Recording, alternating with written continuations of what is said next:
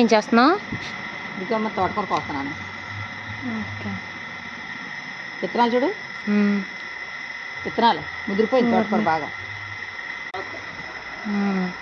ఇది చూడు ఎంత తోటకూర కోసాను, ఇంకా బోడంత ఉంది. ఇది ఇలా ముదిరిపోయినా పర్లేదు. అది ఇది ముదిరిపోతే పులుసు పెట్టుకుంటారు. ముదిరిపోయింది అనుకో, ఈ కాండం చూడు, ఈ కాండం ఇది కోసేస్తే తెలుస్తుంది నీకు, కనపడుతుంది. ఇంకో ఇదిగో ఈ కాండం పులుసు పెట్టుకుంటే తిరిగిపోద్ది. తోటకూర స్తంభాల పులుసు అంటారు దాన్ని. ఓకే, తోటకూర స్తంభాల పులుసు అని అమ్మమ్మ చిన్నప్పుడు పెట్టింది. చాలా బాగుండేది. ఇది ఇంత తాగుంది అనుకుంటామా, ఇంట్లోది కదా, చాలా రుచిగా ఉంటుంది, చాలా కమ్మగా ఉంటుంది.